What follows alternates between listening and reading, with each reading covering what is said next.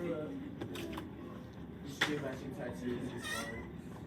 Huh? Before we graduate, we should get matching tattoos. Yeah, all right. Okay. I never had a tattoo. All right. We only have a couple more. We only have a couple more problems of this kind to do. And remember, this is number 21. It's exactly like the ones, we did a whole bunch of them yesterday. So 21 and 23. And then we're going to go to a different kind.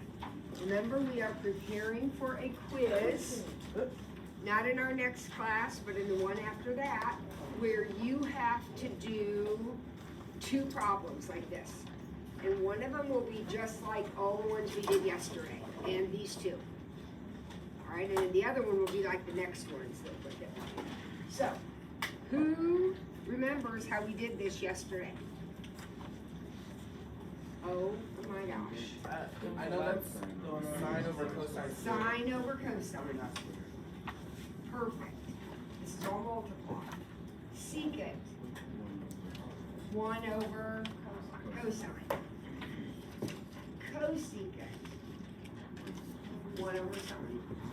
And since it's all multiply, what are we allowed to do? Cancel anything they'll cancel.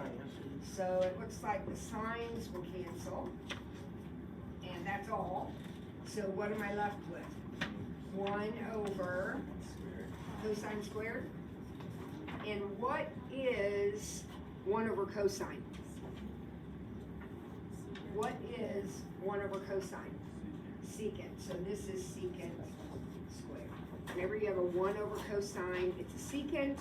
Whenever you have a secant, it's a 1 over cosine. All right. Don't be confused by the 3. That's just 3 over 1, and it's just part of the multiplication. So it's going to end up as part of the answer. So what's tangent? Sine over cosine. And what is cotangent? Cosine over sine, but it's squared, so it'll be cosine squared over sine squared. All right, then we cancel. Since it's all multiply, we're going to cancel. All right, so what can cancel out? Well, 1 sine will cancel out 1 sine. And 1 cosine will cancel 1 cosine. So what's left? Well, I got my 3 over 1, and then I have a cosine over sine. What's cosine over sine? What? No, Cotangent. So my answer is 3 cotangents.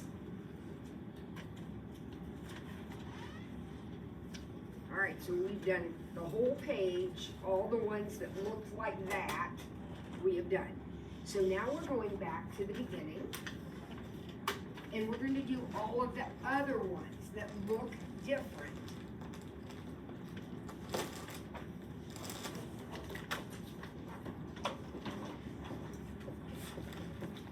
Now, the directions are simplified. Well, I didn't put directions on here, because that's what the directions are supposed to be. We're going to simplify. And that means we're going to be canceling things out. Now, the way this is right here, is anything going to cancel out? Well, no. These don't match. Right? So, my objective is, can I get something to match?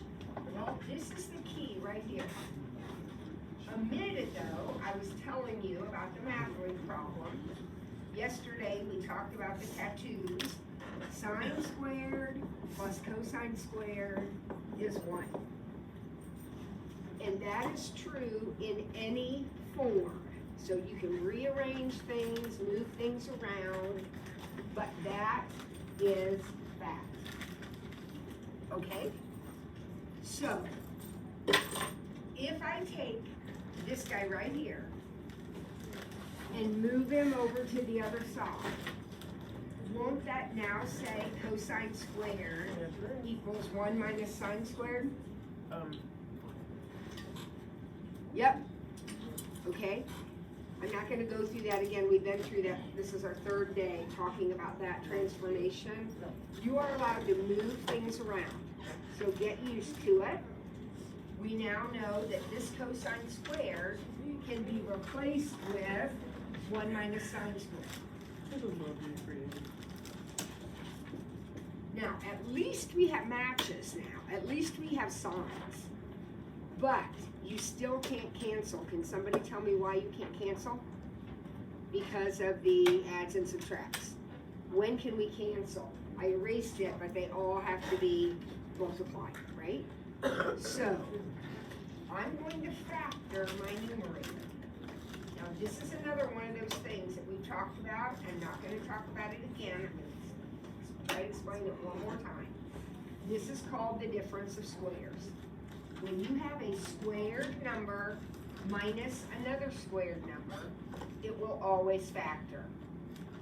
A squared minus b squared, a square minus a square, is a plus b, a minus b. So this is going to be 1 minus sign, 1 plus sign. It's the difference of squares. Oh yeah, we only have 2. But you got 2 people in your class got 2. That's awesome. Thank you. Nobody in our class got any. They don't love us. No, you gotta buy them to get them. So you need to buy them. All right. So that's my numerator. That factors as 1 minus sign, 1 plus sign. Now, guys, now I can cancel. Because the rule is, you can't cancel part of the problem, like I couldn't cancel out these signs. But once I get it like this, I can cancel out the whole thing. You're allowed to cancel the whole thing. So what is left? 1 minus 6. You just have to keep plugging away at these guys. All right, next, secant squared minus 1 over tangent. Does anything there cancel right now? No. So then I can go, okay, let's look at our little reference sheet, and there's a thing on there that says 1 plus tangent squared is secant squared. I gave my reference sheet away to someone. I'm gonna borrow this for a quick minute. You're really, right now, at this part of the chapter, you're only interested in these little squared ones right here, and then the one I hand wrote up there. And then Evan hand wrote cotan in on his, that was good. But that's all. The rest of this stuff is later in the chapter. So really, just focus your energy here and here right now. So, that's one of those that you're focusing your energy on. And if I do the same thing I did up here, if I do some rearranging, if I move this 1 to the other side, if I move the 1 to the other side, what does this say? Tangent squared equals secant squared minus 1? It's subtraction, you guys, you can do it. Subtract 1 from both sides. So if tangent squared equals secant squared minus 1, can't I replace that with tangent squared? And now can I cancel? Yep. So the answer is tangent. Okay, we're only going to get good if we stay focused and we really, really think. That's how we're going to get good. Oh, that was All right, that was 3. Now we're going to do 5. Very similar. Does anything cancel right now? Nope. But tell me about tangent squared. What does tangent squared equal? Secant squared minus 1. So what if I wrote this secant squared minus 1? Now, you still can't cancel. All right, guys? because you can't cancel pieces, and these aren't the same. However, what can I do with that numerator? I just talked about it. What can I do with that? Difference of squares. And how will it factor? Secant minus 1, secant plus 1. And what is the beauty of that? Now I can cancel. So I use my reference sheet to rewrite tangent as secant squared minus 1. Then I factored that and was able to cancel.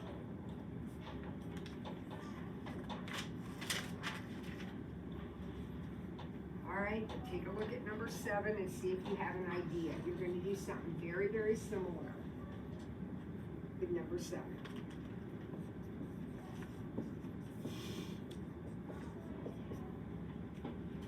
Now, let's talk about this. Does anybody look at that and think, oh, I can factor that? You absolutely can. How would that factor? That's the difference of squares. How would it factor? 1 minus cosine and 1 plus cosine. But here's my question. Let's say you did that. Wouldn't be wrong.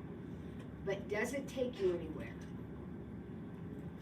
No, because you still can't cancel. So while that's an option, it's kind of a dead-end option. All right, so let's think of another option. What do we know about 1 minus cosine squared? What's 1 minus cosine squared?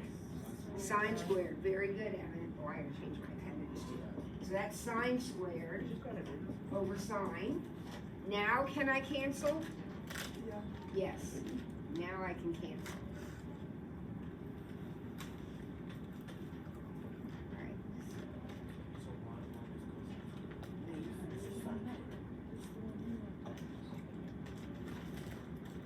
That's a lemonade for this? Got the lemonade? So the answer to the problem is just sine. Remember, we're only going to get good by paying attention and practicing. Yes, it's hard, but so are a lot of things. We just have to be tough. All right, 1 minus sine squared over cosine. Does anything cancel? No. Could I factor that as the difference of squares?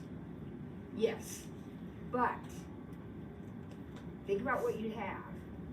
You'd have 1 minus cosine, 1 plus cosine. Or excuse me, 1 minus sine, 1 plus sine. Is that going to help you? Are you going to be able to cancel at this point? No. So we don't want to go that way. We want to pick a different option. Look at your numerator. What is 1 minus sine squared? 1 minus sine squared is cosine squared. So we have cosine squared over cosine, which is going to reduce to just cosine.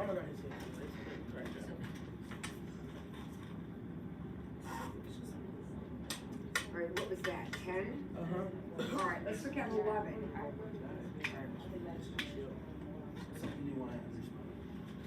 Remember, we did all the ones, like number 2, 4, 6, all those yesterday.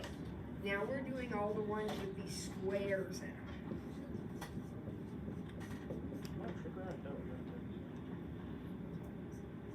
All right, so we are ready for number 11.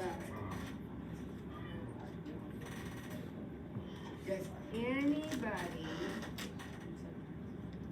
have an idea about how to do problem number 11? What'd you say? Eli's up here saying, I'm gonna do something with this secant square. So what's on my reference sheet? On my reference sheet, it says 1 plus tangent squared is secant squared. Right? So if you want, you can just put in 1 plus tangent squared here, or you can move this 1 over here, and then what would that equation say? tangent squared equals secant squared minus 1. So secant squared minus 1 is just tangent squared.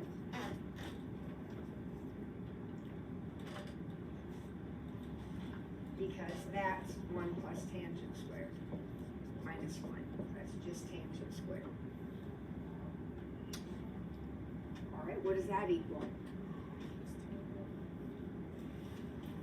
Not tangent, it equals 1 over tangent. Wait a second. That's the reciprocal. What is 1 over tangent? Cotangent. So your answer is cotangent. Whenever you have 1 over, you're going to rewrite it.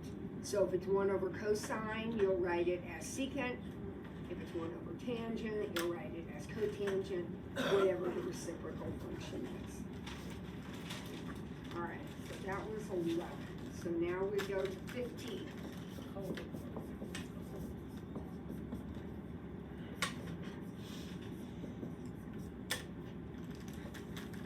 Look on your reference sheet. Look up here. What's 1 plus tangent squared?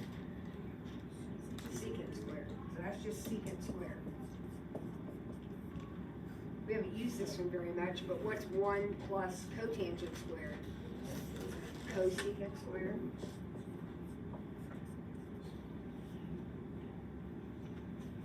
Now, would you agree that's a division problem?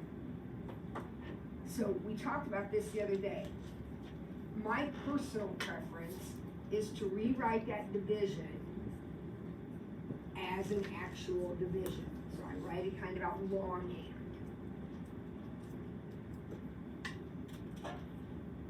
What is secant?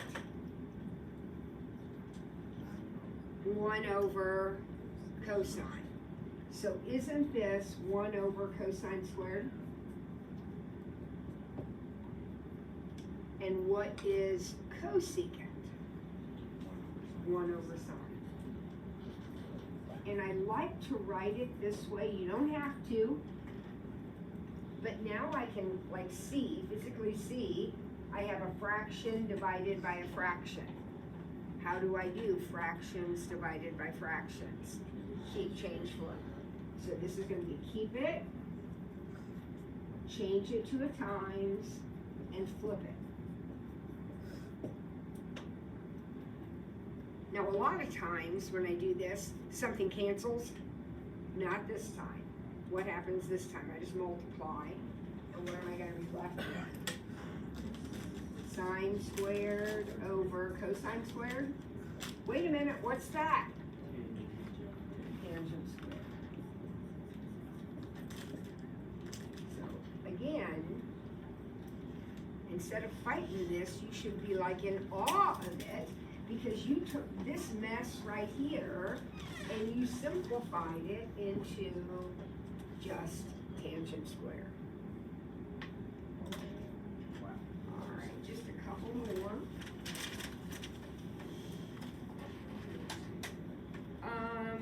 16, I don't like 16, it doesn't simplify very much, so let's just mark off 16, don't worry about that. And let's jump to 17.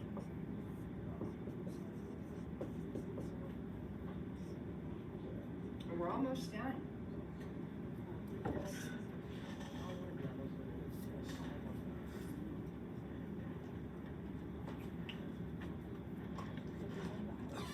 So we have 17, we have 20.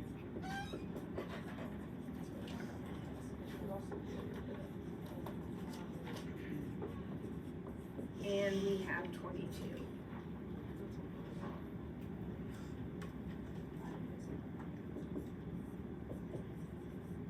All right, here we go.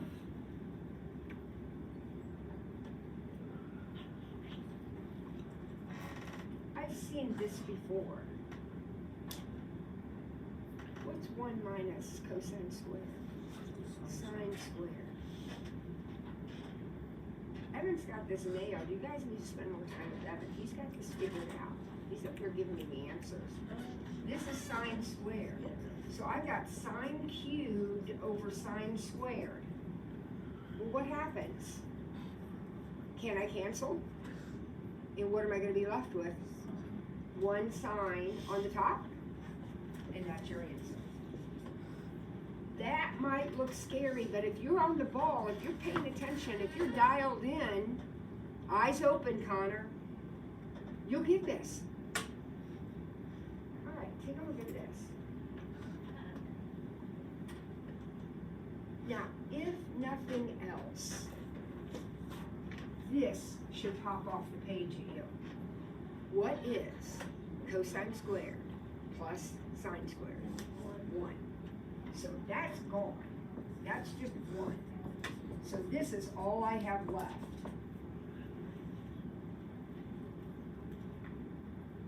Now, I have on my sheet an identity, an equation that says 1 plus tangent squared is secant squared. Agreed?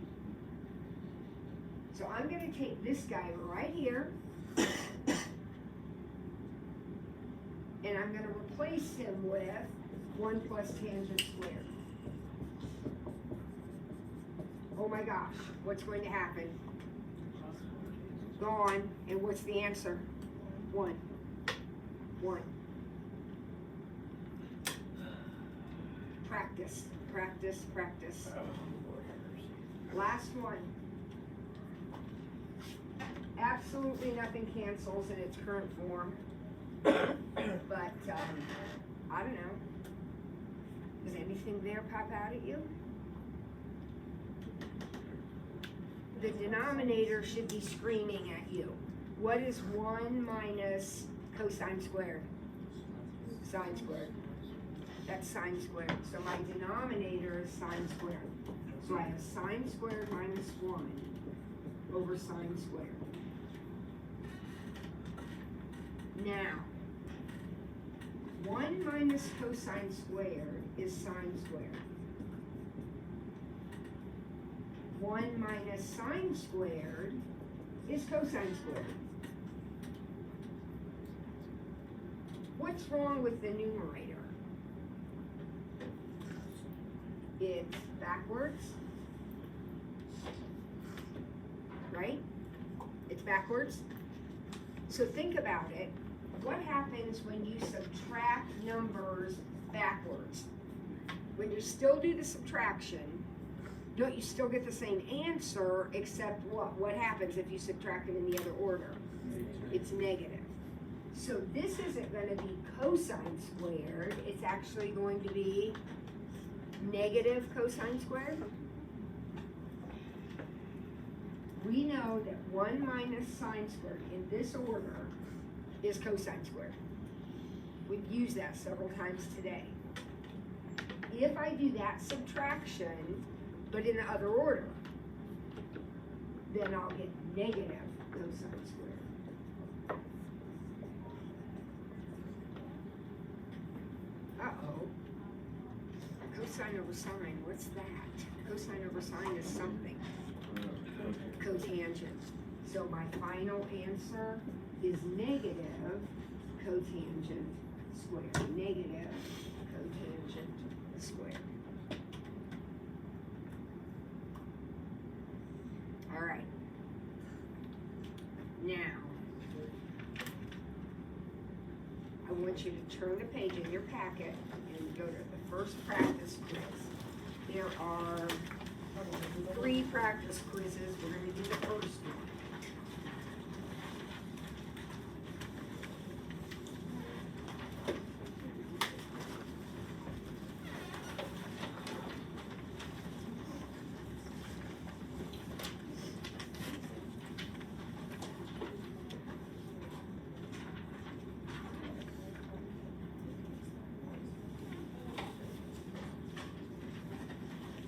So this is exactly what your quiz will look like, okay? Not in our next class, but in the one after that, because we're going to move into something else today. We'll do a couple more practices tomorrow. But you need time to start practicing these on your own now that we've been through the whole sheet.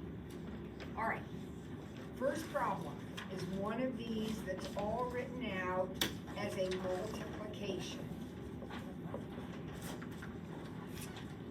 We only did a couple of these today, but we did a whole bunch yesterday. What is our strategy?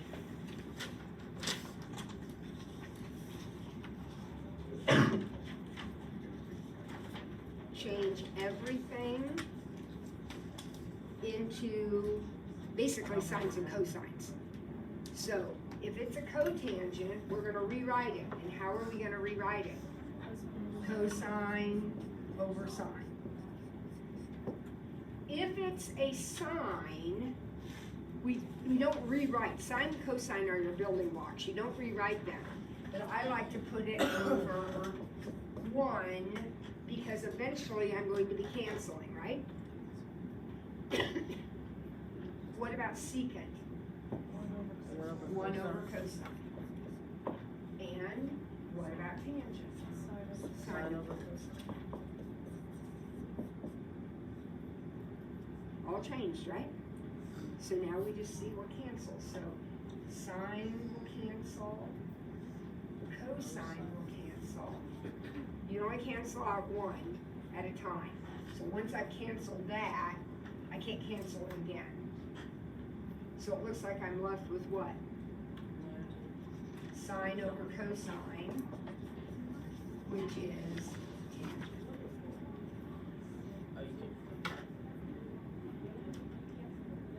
Okay, not hard.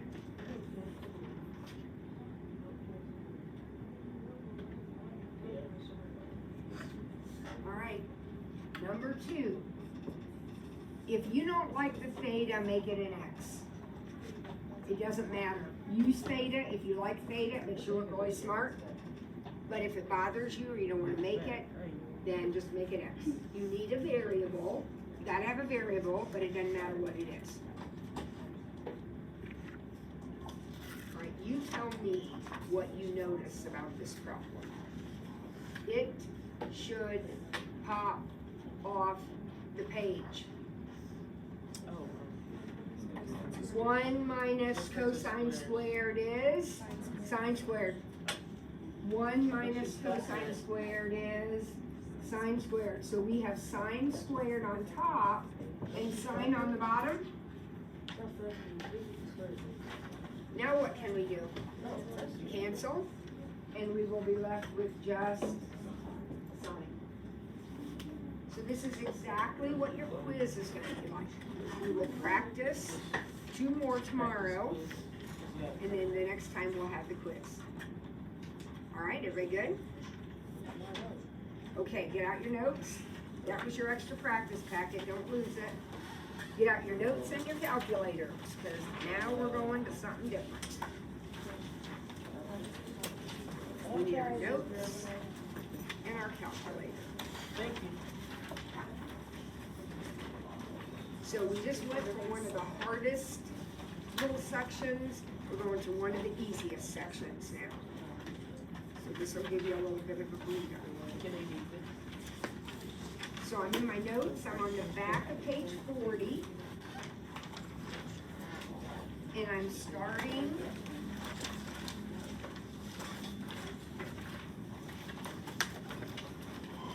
section 5.5. So I got a triangle. It's triangle ABC. And this is a 16.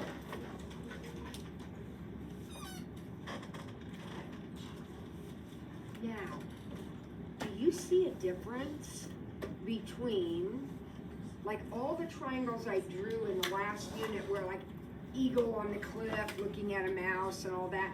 What is different about this triangle? It's not a right triangle. It's not a right triangle. So I want you to stop right now. I want you to listen carefully. If it's not a right triangle, then you're not using SOHCAHTOA. SOHCAHTOA only, well, hi, Father. How are you? You're great. Continue. Oh, SOHCAHTOA only works in right triangles. How can you remember that? How is so spelled? We say so, S-O-H. What does H stand for? Hypotenuse. And if you don't have a right triangle, you're not gonna have a hypotenuse, all right? So today's a big day. Don't they look enthused, Father? They're so excited. Because today's a big day. We're going to solve our first triangle that isn't a right triangle, all right? So first thing, I get some notation taken care of. When we label our triangles, we use capital letters. So that's why A, B, and C are the angles, okay? Capital letters for the angles. The sides, we use the corresponding lowercase letters. So we go across from angle A, this will be side A. This will be side B, and this will be side C. That's how everybody in the whole wide world, that's how they label their triangles, so we have to be consistent. When the directions say, solve the triangle, that means we're finding all the missing pieces. Okay, so what's missing? I don't know angle B, I don't know side B, and I don't know side C. Would everyone agree with that? To solve a triangle, 6 pieces, 3 angles, 3 sides, you're gonna be given 3 of them. And you gotta find the other 3. Can anybody find one of those? I think one of those is super simple. Jarius. Is the B72? Is this 72? I don't know. How did you do that? I just know that the triangle is 180, so I subtracted 70 and 38, and it gave me 72. So he's got his trusty calculator out. It's going to be total calculator problem. He says, I know that the angles of the triangle must add up to 180. That will never change. They're 180 degrees. So I've got these 2 already adding up to 108. So this one must be 72. Easiest point you'll ever get. Beautiful. Beautiful.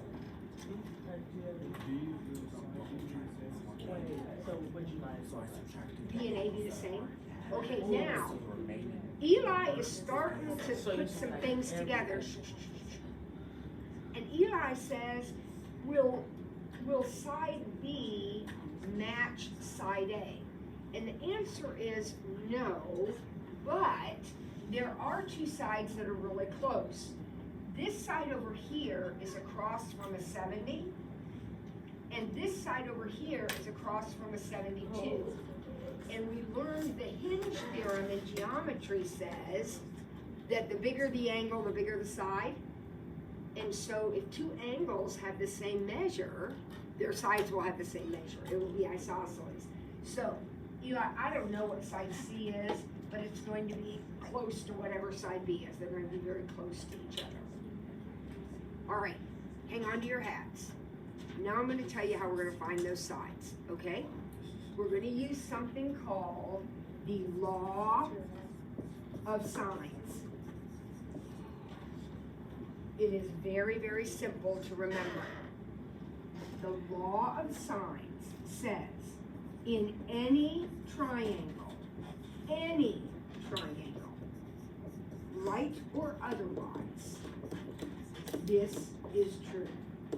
So in other words, the sine of angle A divided by side A will be the same ratio as sine of angle B over B, sine of angle C over C. So let's see how that works.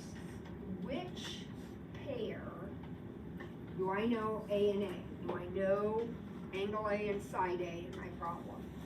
I think I do. So I'm going to start by saying sine 38 over 16. Does that make sense to everybody? You see where I got that? Okay. Now, what could I set that equal to? You have an option. We're going to have to do it both ways. What's your thought? Set that equal to what? Sine 72 over A. Sine 72 over B. Let's keep our variables so we don't lose track of it. So it'd be sine 72 over b. What else could I have said? I'm going with that. But what else could I have said?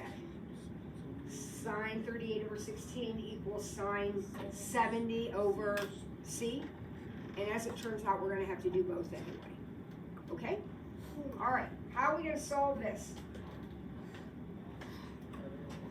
Cross multiply. So when we cross multiply, b sine 38, pay attention, Willow, Yes, ma'am. b sine 38 equals 16 sine 72. And remember, we're trying to find b. So what am I going to do now? I'm going to divide by what? Sine 38. And now I'm going to go to my calculator and I'm going to type that in. And you've heard me warn you over and over about these parentheses. 16 sine 72. Close the parentheses. Charles, you want to type with us? Close the parentheses. Divided by sine 38. What are we grabbing? Does it say? Oh, let's just do 100. Let's do 100. Did you get, this was B, did you get 24.72? I need to check something real quick, yeah.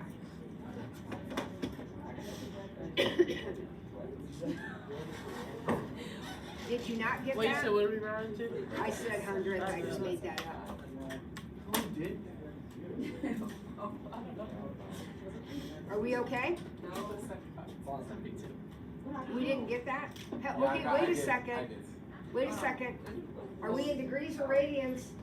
We're in degrees. Check your calculator, you gotta be in the right mode. I heard tell you I'll be there. Alright, now we gotta find side C. So what am I gonna set up for side C?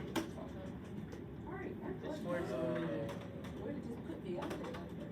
She said, well, Thank she you, was right Father. there. Come again anytime. We're gonna do cosines in a few days. Sine 38 over 16. At least his eyes were open, that's more than some of you guys. How embarrassing. What if you scare him? Try it. He's gonna think I'm boring. Alright, sine 38 over 16 equals what? I'm gonna find side C now, so I'll say equals sine 70 over C.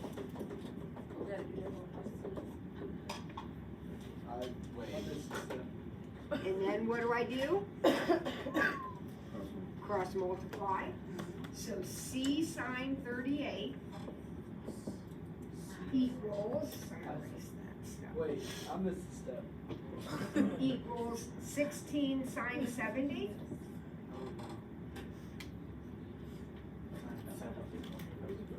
Right?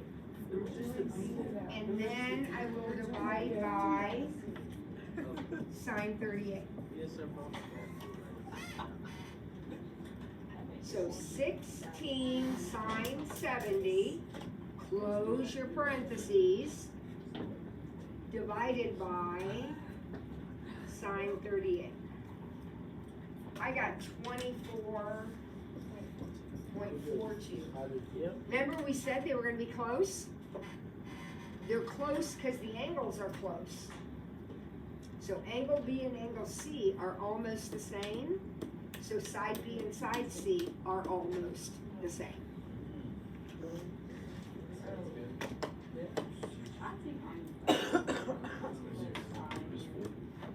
Why do sine over b equals sine square c over b? Now, Evan's got a great question, so let's talk about it. Evan said for his second step, this was my first step right here. Evan said for his second step, instead of setting it up this way, he said sine 72 over 24.72 equals sine 70 over C. So in other words, I used A and A, he used B and B. And he says, is that okay? And my answer is, No. Can anybody tell me why it is much preferable to use A and A than it is to use B and B in the next step of the problem? Is that rounded off? No, that was a given number, right? Is that rounded off? Yeah. And so what happens when you use a rounded off number in your setup? It could be off, right? Now, sometimes it is, sometimes it isn't, but it could be. And if we're rounding to the 100, you're gonna match me exactly. If you don't, then you're wrong, okay? So you gotta be really careful using rounded off data. When you are doing the law of signs, always key in on, I call it the pair, A and A, angle A, side A. If you're gonna do the law of signs, you will have a pair, and that's what you should use in every step of the problem, okay? Let's try B.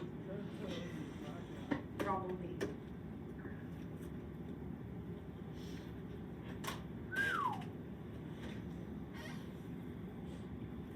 All right, so now we got D, E, F.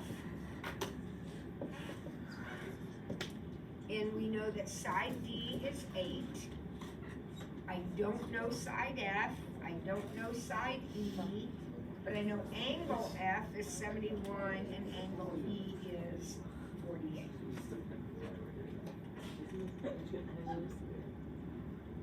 So basically, we're going to find angle D, side F, and side E. Right?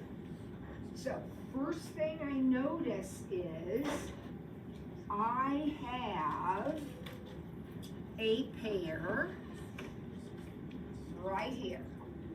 Oh, wait, I don't have a pair. Oh, shoot. I don't have a pair. Well, what am I going to do? Find the missing angle. And how do I find the missing angle? They add up to 180. So 48 and 71 makes 119. Is this 69? No, 61. Watch that subtraction. 61, how's that look? Sounds better? Now, as soon as I find that angle, then I have a pair.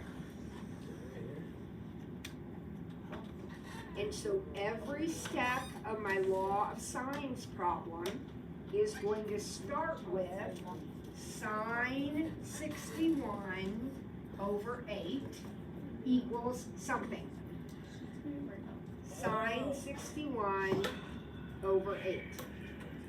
We talked about this before when we were doing our eagles on a cliff.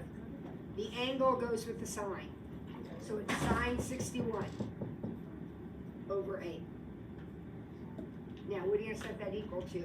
Sine 71 over F. Sine 71 over F.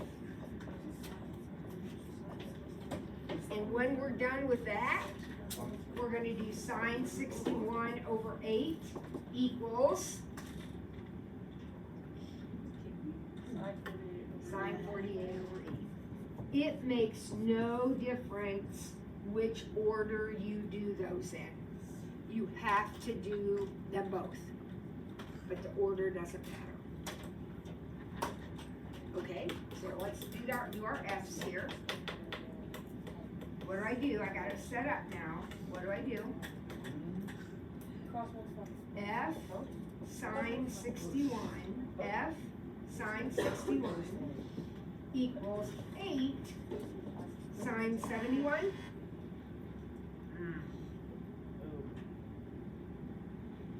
And then I divide by sine 61. All right, let's all type that in, make sure we're putting in parentheses where we need them.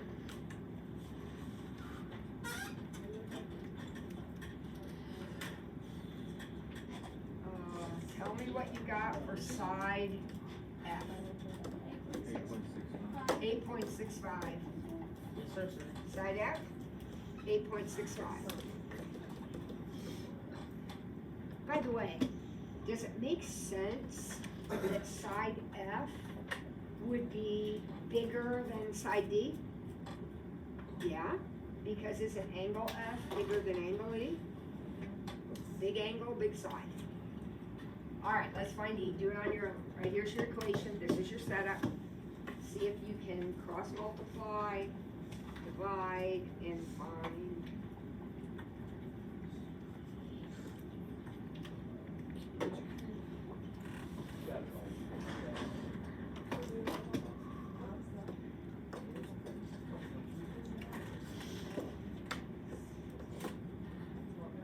Yes.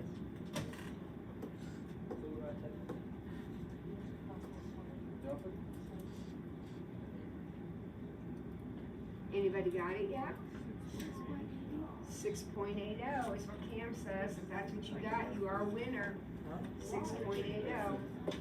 E sine 61 equals 8 sine 48. Who is? Divide by sine 61. Cameron? Oh, Cam, good job, buddy.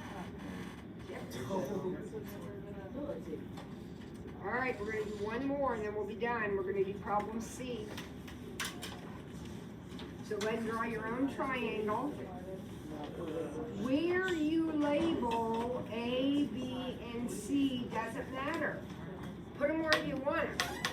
But if you're gonna put A here, angle A here, then this is side A. If you're gonna put angle B here, then this is side B, and this would be side C.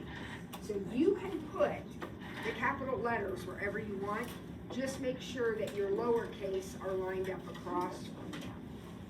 So A is 42, B is 73, and A is 6.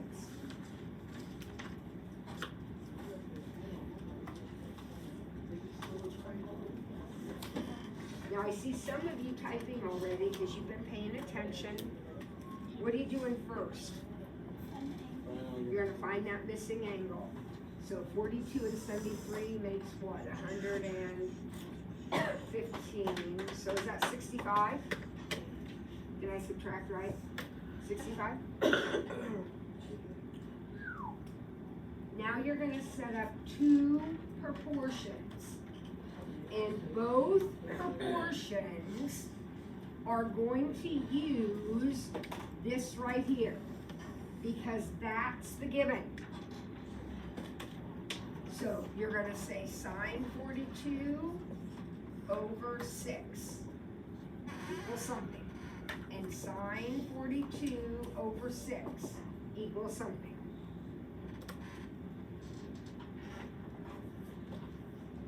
All right? Now, what are you gonna let sine 42 over 6 equal? Sine 73 over B, or sine 65 over C. You gotta do both. The order you do it doesn't matter, you have to do both of them to get both answers. And then we cross multiply. So B sine 42 equals 6 sine 73.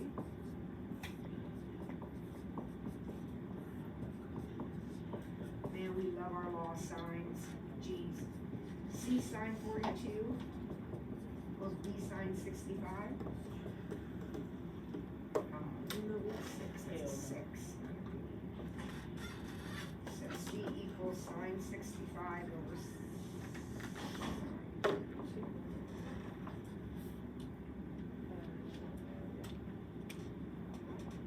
Alright, we got 2 minutes. Can we type these in?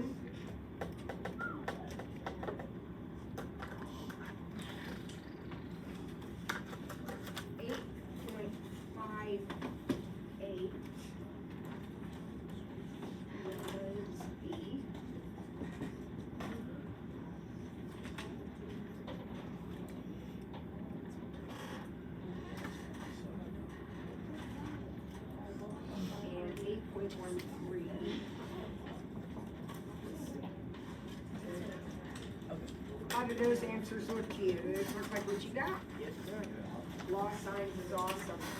I'm gonna change my mind a little bit. I don't see you tomorrow, so on our next class, which is Thursday, we're gonna do the practice quiz problem still, and then we're gonna take our identities quiz that day. Because you've got time between then and now. Yes, especially for What? So our identities quiz, two-problem identity quiz will be next time. But we will do the practices first. It'll be fresh in your mind. Yeah, and then 5-1 homework will also be due on Thursday. 5-1 homework will also be due on Thursday. I think I already put that in. But 5-1 homework is Thursday, and 5-1 quiz will be Thursday. Have a good day. Everything's videoed, by the way, so if you are confused, you can go back and watch videos.